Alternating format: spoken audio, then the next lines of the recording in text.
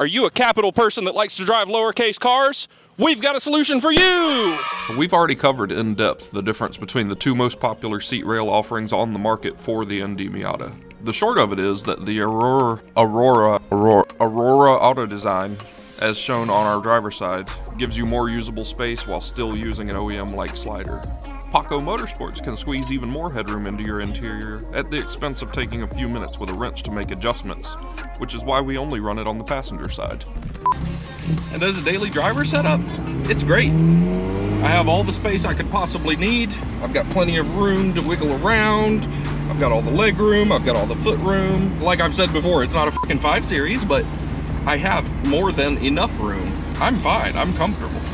But sometimes that's not enough. See, sometimes I do things that need a helmet, and as you've seen in our track footage, which if you haven't, if you're new, welcome, feel free to subscribe, I still just don't fit in there with the top up, with a helmet on. Nope. To the point that I've had to race in the rain with the top down. Yep, that's me. We got somebody that thinks they can fix that. So Vlad over at JASS, he knows a lot about shoving big people into Miatas because he himself he's one of those metric people. He's 197 centimeters. Alexa, how tall is 197 centimeters in American units? 6'5.5". So he's a big dude. And he preset these to a drop of 48 millimeters. Alexa, how much is 48 millimeters in bald eagles? It's about 1.9 inches. So we're gonna get these swapped out and see if it actually really does that much more of a drop while still being able to slide, as he claims. We kind of share all of our cars here. We have a lot of different people that need to be able to drive every different car.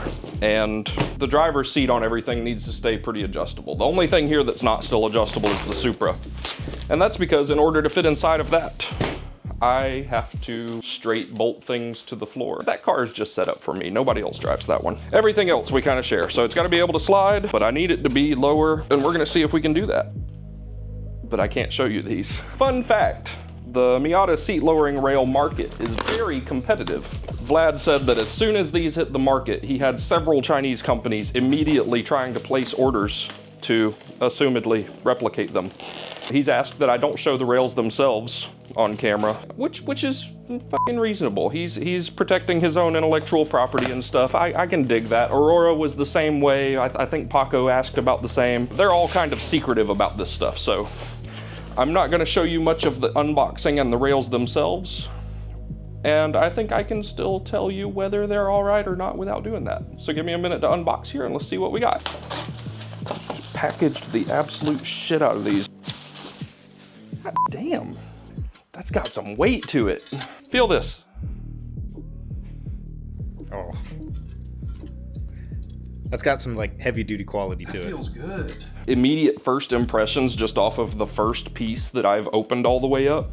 This build quality is fucking excellent. The finish and build on these is far superior to either of those rails that are in the car right now. I guarantee it. You know, I kind of thought this was like a little mom and pop operation or something, and I no longer think that. This is some of the nicest hardware I've ever handled. Why is that so heavy? I mean, if you're into like shaving every gram of race car shit, you're probably running fixed buckets with side mounts or something, so you don't care that these weigh a little more, but they feel good. Man, let's get the rest of this unwrapped.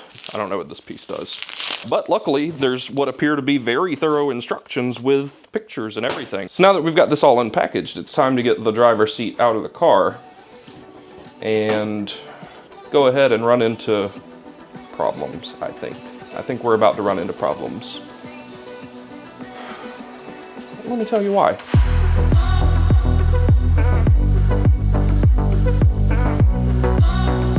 You see, as we mentioned in our video on these Aurora rails, it requires some irreversible modification to the bottom of the seat. You gotta do some grinding and cutting to make these Aurora rails work. And I don't know if that's gonna interfere with where these rails need to bolt up to. Man, these are hard to get onto. These E12 bolts are a pain in the ass.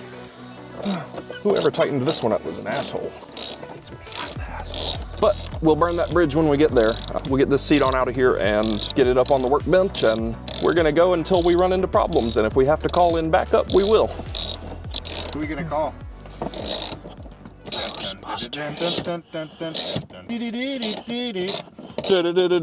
Oh, man, I'm not meant for this position anymore. I'm in my 30s. What's that boy doing? Look at him, he walks now. Come here. You got a Hot Wheel? What you got? Yeah, look at your little shoes. What you got? R8. Can you say R8? Here you go. There's some electrical connectors here somewhere. How the f do you undo this clip? Pretty hefty clip though. Ah, oh right. Yeah, we're gonna clean under there while we got this out. So, out of respect for Aurora, I'm gonna blur this stuff out for you too. I'm thinking that the things that we had to modify for the Aurora rails, I don't think that that's going to affect install of a different set of rails. Yeah, it shouldn't be a problem. Let's go ahead and pull up the instructions for the JASS rails, and we'll see how far we get. Oh, don't look over here. Oh yeah, don't show them the Prelude either. The Prelude is still a secret. Don't worry about other random cars that be popping up around here, you know. We don't have a problem. I'm a simple man. I see a $600 Honda. Let's take some shit apart.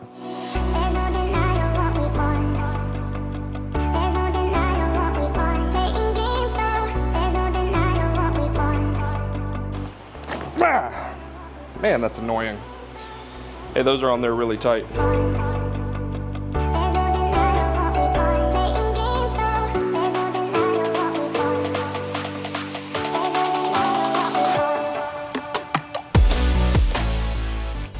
And there we go. Here's a nondescript, blurry set of seat rails for you. Yeah, the build quality difference is very apparent. Holding them in hand, side by side, like, these are fine. Nothing against Aurora at all. These are perfectly fine and have held up great for like the 2 years that I've had them in. No complaints about them at all. But let's see what the difference is if we can get these JASS ones installed. The next step in our directions encourages a little bit of massaging, so, you know, you'll have that on these bigger jobs. But at this point in the directions, we've had to make the decision. So these rails actually offer some adjustability in how much of a drop they give you. Basically at that 48mm drop, you still have full travel of the seat sliding back and forth, theoretically. I'm still skeptical because that's a really bold fucking claim. You do have the option of moving some of the adjustments around here and getting down to 58mm, I think it was. So they do drop even more than 48mm, but at that extreme drop, you don't have the full travel.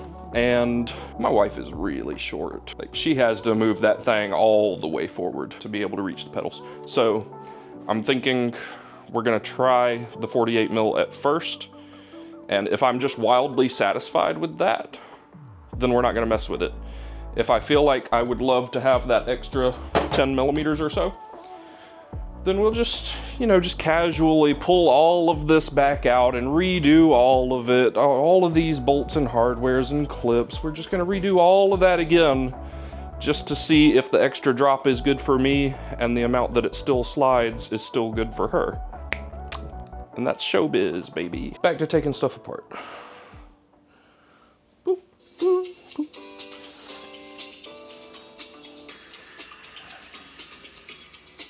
I really like his elevator music for the install video too.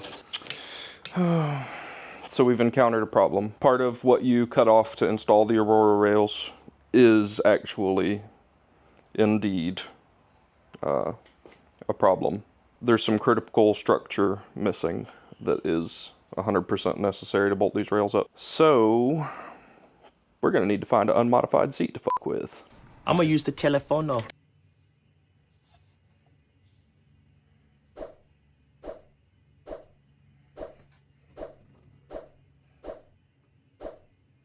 We got a bite. I'm walking over to Tony's to grab his car.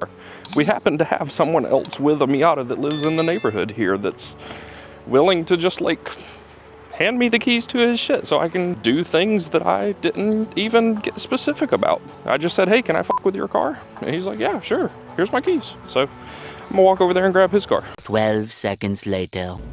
I forgot how laughably tall the stock seats are. I can't see shit. That's my POV right there. Pretty funny. I do like this interior though.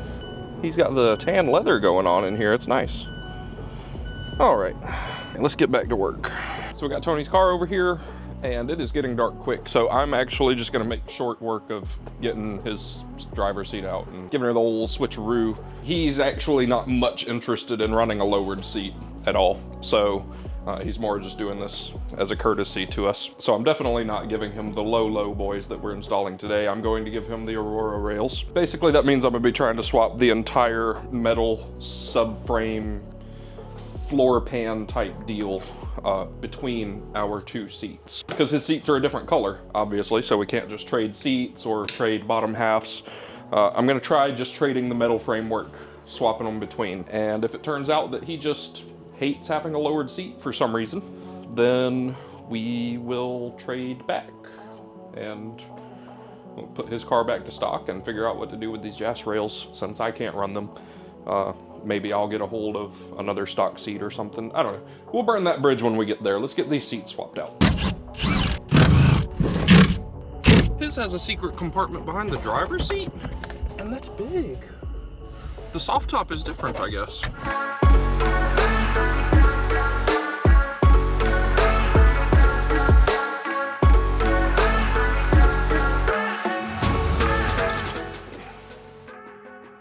And that's it. This is the pan that we're swapping. Some of this is what you cut off to run the Auroras, and we're just gonna straight swap it with the pan off of my seat. Good transition.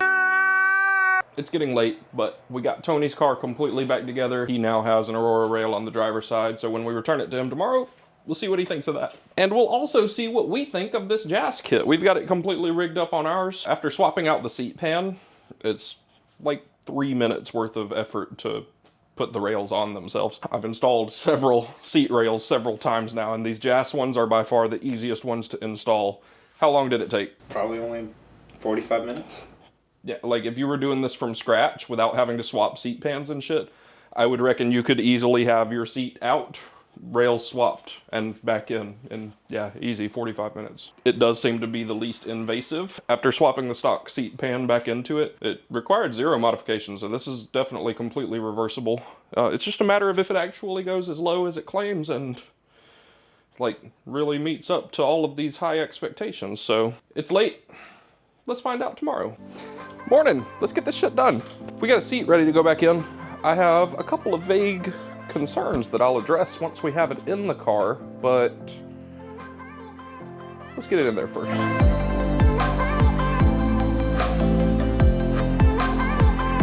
We're all mounted up. I'm gonna return Tony's car to him, so you get first test drive with the JASS rails. Hey. Let's go see what we got.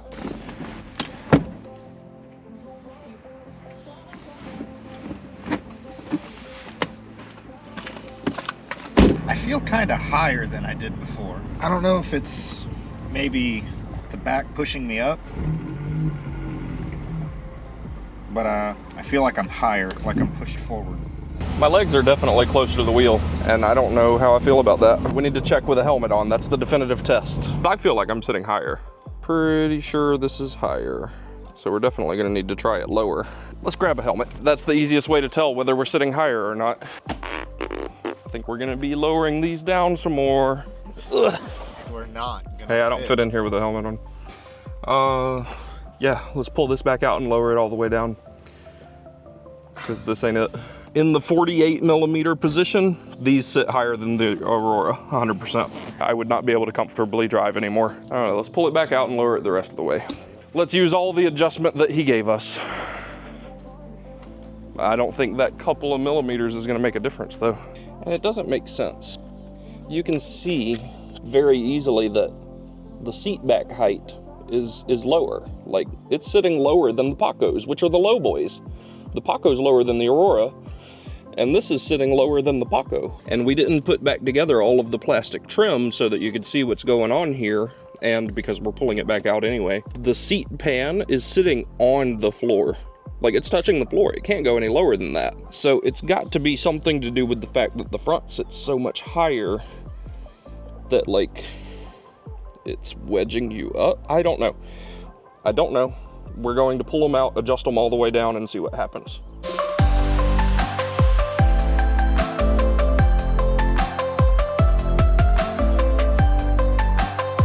got it adjusted to what we think is the lowest position, and you can see how low the headrest is.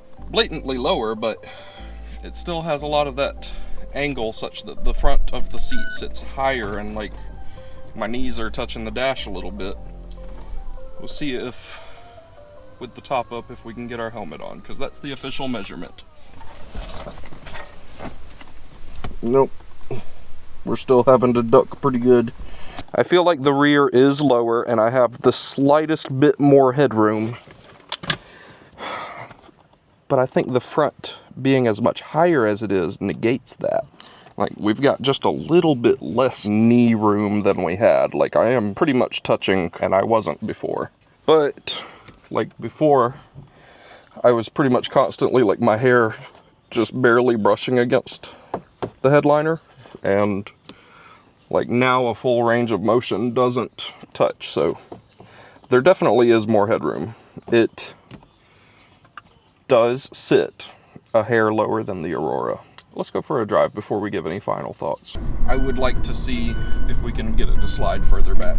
You think by sliding it farther back, you might actually gain some headroom? I actually already am better on headroom. The legroom specifically is the problem right now. As it slides back, it goes further down. I mean, it does slide back and down. We're gonna go home and get the grinder out.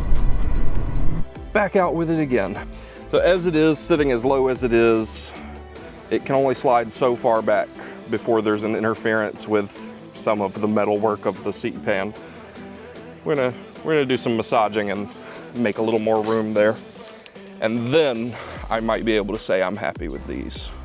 But I'm on the extreme end of the size scale of people who try to fit in these. So, god damn, this bolt's hard to get to. So your experience may differ.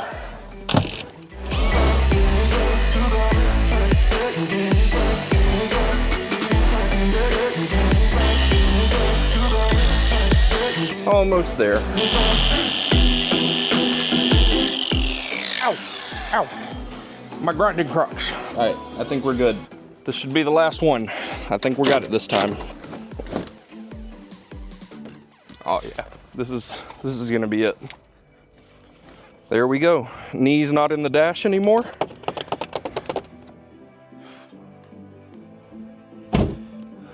Oh, I can tell by the angle of my elbow. This is a little bit lower than I was before. Time for the final test. I think this is the one. Yep, we got a little more room there. Still don't know if a helmet's gonna fit. I mean, it's a pretty big ask.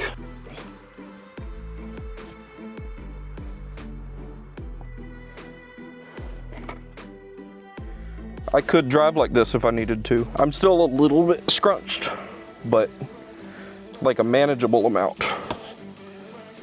Here, see what you think. See how that feels for you.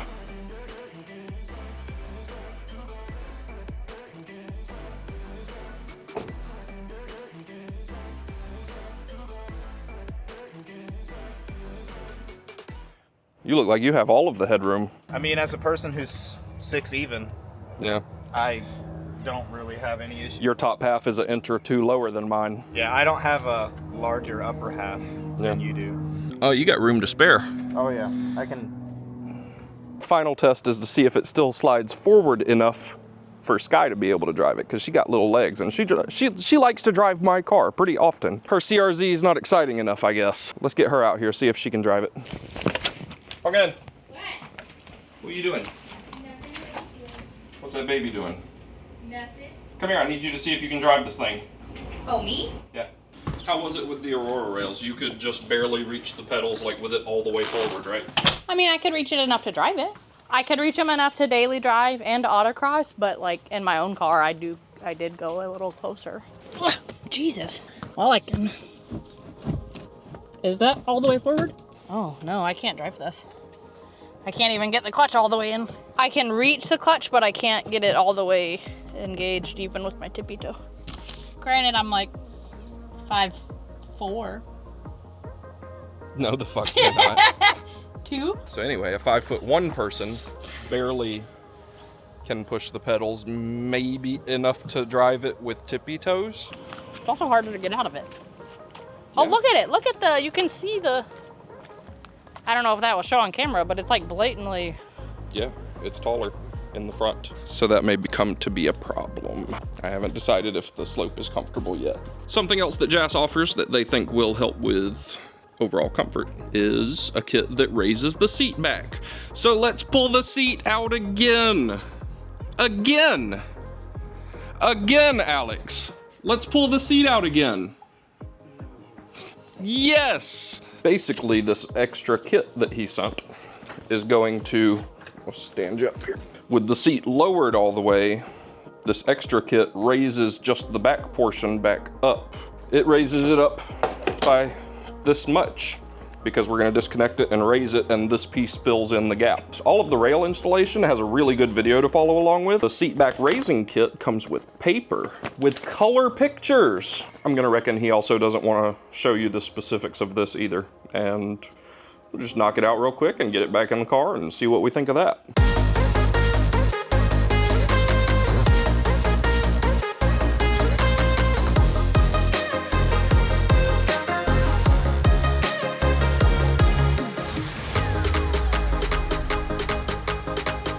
So we've got their recommended seat back raising kit installed now, and this is a really nice kit. You can see it raises the headrest back up to like stock position. It looks like it's taller than the Paco now. And it fills the gap with this bar. This guy takes up all that extra space. The material matches really good. It looks good in person. I hope it looks as good on camera. It seems to match really well. It also comes with new fabric to cover the sides, these side gaps that get raised up. We've got fresh fabric that matches the stock carpet and fills in all of that, makes it look really good. The only thing that doesn't go back in like stock is the plastic trim piece that sits down in here, and that's fine. Anything look out of place to you about it? No, it actually looks like a stock install. I'm happy with that. It's very OEM plus. But now for the true test. So with their install instructions, you actually untension the back of the seat, and it lets you sink down into it better. And it makes it feel like bolstered almost. The back of the seat lets you fall into it more. And he says that it gives about 20 millimeters of extra perceived headroom. So this is it. This is our last helmet test. Let's see what we got. Feeling pretty good. I feel low. My elbow angle has increased.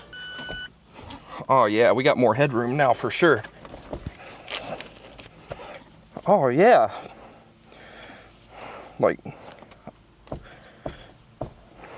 I can sit right here only doing the tiniest scrunch and I'm not touching. I could absolutely drive like this. Hell yeah. And you're a little narrower than me, so you should fall back down in there even more. Yeah, I got this much room. Neat. How's the bolstering feel? Not uncomfortable or anything? I would say that it would feel uncomfortable on a long drive, but... You think so? Maybe. Well, I guess the long-term review will find out. But in the short term, I've put about 1,000 miles on this setup so far, and here's my quick thoughts. Well, first, let's clarify the configuration we settled on, because we messed with a lot of stuff in this video. We have the rails set at the 58mm drop position to maximize headroom. We did grind the wings of the seat pan to maximize legroom. We thought we figured that out all on our own, but actually looking at the website, he recommends that and will provide a trim template. We did the recommended but optional 30mm drop to the front of the seat because we didn't like the position it sat in out of the box. And we're using the backrest raising kit with the optional detensioning.